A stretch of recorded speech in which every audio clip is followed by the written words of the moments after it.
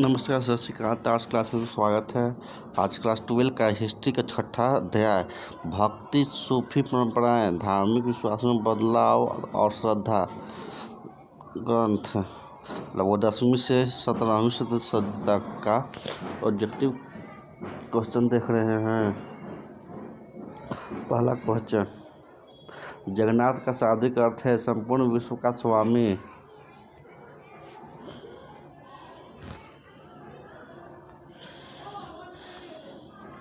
मानीची थी बौद्ध देवी। 8वीं से 18वीं शताब्दी तथा वैदिक देवकुल के जो 3 देवता पूरी तरह गौण हो गए थे वे अग्नि, इंद्र, सोम। धर्म के इतिहासकार भक्ति परंपरा को जिन 2 मुख्य भागों में बांटते हैं, सगुण और निर्गुण।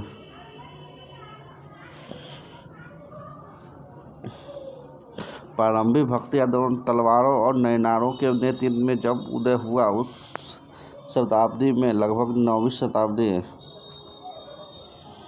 प्रथम सहस्त्राब्दी में मध्य के आते जाते भारतीय उपमहाद्वीप का परिवेश जिन धार्मिक इमारतों ने वह चिन्हित हो गया, वे 3 इमारतें थीं: स्तूप, विहार, मंदिर। अगला क्वेश्चन, तमिल क्षेत्र से संबंधित माणिक्यवाचकार की 2 विशेषताएं थीं। आंसर होगा शैव अनुयायी तथा तमिल में भक्तिगत के रचनाकार। 7वीं शताब्दी के भारतीय धार्मिक विश्वासों की सबसे प्रभावी विशेषता थी। आंसर होगा साहित्य और मूर्तिकला दोनों में कई देवता देवियों का ज़्यादा से ज़्यादा दिखाई देना। जाति के प्रति अलवार और नैनार संतों का दृष्टिकोण प्रगतिशील था क्योंकि उन्होंने इसके विरोध में आवाज़ उठाई।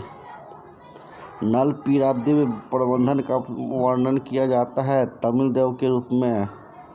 अंजल का सही परिचय है, वह अलवार स्थित थी। 10वीं शताब्दी तक जितने अलवार संतों की रचना का संकलन किया गया था उनकी संख्या थी 12।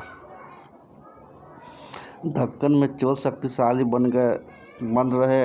9वीं से 13वीं शताब्दी, भाषावंदन नए आंदोलन के चालक थे ब्राह्मण। कन्नड़ भाषा मुख्यतः जिस प्रांत में आजकल प्रयोग में लाई जाती है, कर्नाटक। शैव संत को अन्य किस नाम से जाना जाता है? नैनार। भक्ति आंदोलन का जन्म कहाँ हुआ? दक्षिण भारत। भक्ति आंदोलन को कौन सा संत दक्षिण भारत से उत्तर भारत लाया? रामानंद। निम्न में से किस ग्रंथ को तमिल वेद की संज्ञा दी गई? नलचीरा दिव्य प्रबंधु। अगला क्वेश्चन, अलवार संत किस देवता या देवी की पूजा करते थे? वैष्णव। नैनार संतों की संख्या कितनी बताई गई? 63। सूफी मत की फिरदौसी सिलसिला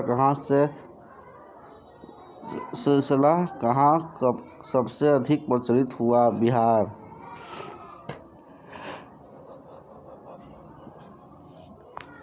कबीर की मृत्यु किस स्थान पर हुई थी? मगहर में। भक्ति आंदोलन के उत्कर्ष में निम्न में कौन से कारण थे? उपरोक्त सभी। जाति व्यवस्था के बंधनों में शिथिलता, इस्लाम के साथ सहयोग से समाज में सहिष्णुता की भावना का विकास, विचार कर्म दोनों स्तर पर समाज का उन्नयन। भगवान सिर्फ मनुष्य के गुणों को जानते हैं, जाति नहीं पूछते। परलोक में कोई जाति नहीं है, यह वक्तव्य किसका है? गुरु नानक। अपने मत के प्रचार हेतु आम जनता के घर हिंदी का प्रयोग करने वाला भक्ति संत कौन था? रामानंद। शाक्त और कुत्ते दोनों भाई हैं। जब एक भौंकता है तो दूसरा सोता है, यह किसका कर्तव्य है? वक्तव्य है कबीर का। कबीर की मृत्यु के पश्चात उनकी कब्र कहाँ बनी? मगहर में। मेरे लिए आस्तिक और नास्तिक एक समान है। मुझे किसी संप्रदाय, धर्म, पंथ से क्या लेना देना? किसका कर्तव्य है? शेख निजामुद्दीन औलिया। जो भगवान के सम्मुख अपने को नीचा समझते हैं उन्हें मिलती है, यह किसका कर्तव्य है? दादू का। भक्ति एक स्वीकृति मार्ग है जो निम्न में से किस ओर अग्रसर करती है? उपरोक्त सभी प्रकृति के साथ संयुक्ता, मोक्ष, परमानंद की प्राप्ति।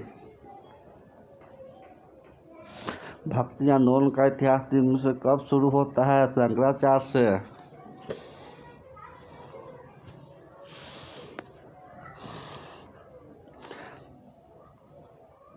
अगला क्वेश्चन, भक्ति आंदोलन के विकास तथा लोकप्रियता में महाराष्ट्र के किन संतों का महत्वपूर्ण योगदान था? आंसर हो उपरोक्त सभी। नामदेव, हेमाद्रि, ज्ञानेश्वर।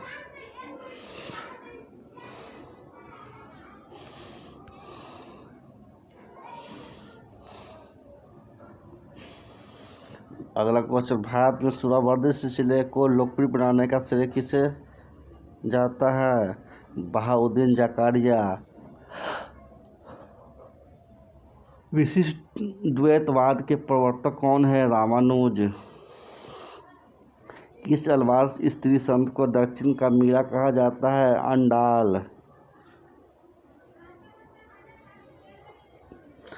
तबरम नामक संकलन किस शैव संत का है? सुंदर। सूफी परंपरा में खानकाह किसे कहते हैं? सूफी साधकों के शरण स्थल को। सूफीवाद में पीर अपना उत्तराधिकारी नियुक्त करता है तो उसे क्या कहते हैं? बली। अजमेर में किस सूफी संत का दरगाह है? ख्वाजा मोइनुद्दीन चिश्ती। गयासुद्दीन तुगलक का किस सूफी संत में संबंध खराब रहा? निजामुद्दीन औलिया। सूफी संत के आशीर्वाद से अकबर के पुत्र जहांगीर का जन्म हुआ था। ख्वाजा मोइनुद्दीन चिश्ती। भक्ति आंदोलन दक्षिण भारत में शुरू हुआ, बाद में यह उत्तर भारत में फैला। उत्तर भारत में उसे फैलाने का श्रेय किसे है? रामानंद। अगला क्वेश्चन, रामानंद का जन्म कहाँ हुआ था? प्रयाग।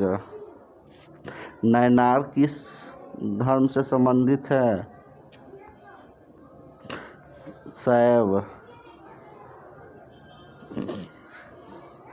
रामानंद के प्रमुख शिष्य निम्नलिखित में कौन थे? उपरोक्त सभी। कबीर, रविदास, सेन। भक्ति संत के अनुसार निम्न में कौन सा सही है? उपरोक्त सभी। गाय को ईश्वर का प्रतीक मानकर पूजना चाहिए। ईश्वर और मनुष्य के बीच का संबंध प्रेम पर आधारित होना चाहिए।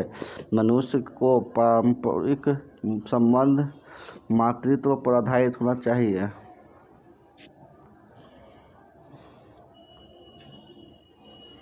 एक साम्राज्य की राजधानी विजयनगर ... लगभग 14वीं से 16वीं सदी तक। पहला क्वेश्चन, हम्पी के भग्नावशेष एक अभियंता पुराविद कर्नल कॉलिन मैकेनी द्वारा प्रकाश में लाए गए 1800 ईस्वी में। हरियर और बुक्का ने विजयनगर साम्राज्य की स्थापना की 1336 ईस्वी में। विजयनगर शासकों के जो उड़ीसा के समकालीन राजवंश के शासक थे उनका नाम था गजपति। होयसल के राज्य का विकास हुआ था कर्नाटक में। विजयनगर के शासकों ने अपने आप को कहा राय। विजयनगर साम्राज्य की स्थापना की गई थी 14वीं शताब्दी में। अगला क्वेश्चन, विजयनगर पर आक्रमण कर से लूटा गया था 1565 ईस्वी में। विजयनगर साम्राज्य पूर्णतः विनष्ट हो गया 17वीं से 18वीं शताब्दी तक। विजयनगर शहर को पूर्णतः ध्वस्त हो जाने के बाद इसे हम्पी नाम से याद रखा गया, जिस नाम का आविर्भाव स्थानीय देवी के नाम से हुआ। उसे देवी का क्या नाम था? चंपा देवी। दिल्ली सल्तनत के किस शासक के समय विजयनगर साम्राज्य की स्थापना हुई? मोहम्मद बिन तुगलक। विजयनगर साम्राज्य के संस्थापक किस वंश के थे? संगम। विजयनगर साम्राज्य के संस्थापक का क्या नाम है? हरियर एवं बुक्का। विजयनगर साम्राज्य की स्थापना कब हुई? 1336 ईस्वी में। विजयनगर साम्राज्य किन दो नदियों के दोआब में फला फूला? कृष्णा दुगंधा दोआब। मुक्त माल्यार्ध नामक ग्रंथ की रचना किस राजा ने की? कृष्णदेवराय। किस विजयनगर साम्राज्य का अंतिम शासक कौन था? रंग तृतीय। राजा सैनिक और सैनिक अधिकारियों को उनकी सेवा के लिए भूमि प्रदान करता था, जिसे कहा जाता था अमरम। अयंगर व्यवस्था किस साम्राज्य में प्रचलित था? विजयनगर साम्राज्य में। विजयनगर के शासक किस देवता के नाम पर शासन करते थे? विरूपाक्ष देवता। बहमनी राज्य की स्थापना हुई थी 1347 ईस्वी में। उड़ीसा के गजपति राज्य की स्थापना हुई थी 1435 में। अहमदनगर, बीजापुर, बराद सल्तनतों का उदय हुआ 1490। यात्री बारबोसा का संबंध था पुर्तगाल से। विजयनगर साम्राज्य का किस साम्राज्य से हमेशा प्रतिस्पर्धा चलता था? बहमनी साम्राज्य से। विजयनगर साम्राज्य की राजधानी कहाँ थी? हम्पी। किस देवी के नाम पर विजयनगर राज्य की राजधानी हम्पी का नामकरण हुआ? पंपा देवी। विजयनगर साम्राज्य का सबसे प्रतापी राजा कौन था? आंसर होगा कृष्णदेवराय। कृष्णदेवराय किस वंश से संबंधित थे? तोलू वंश।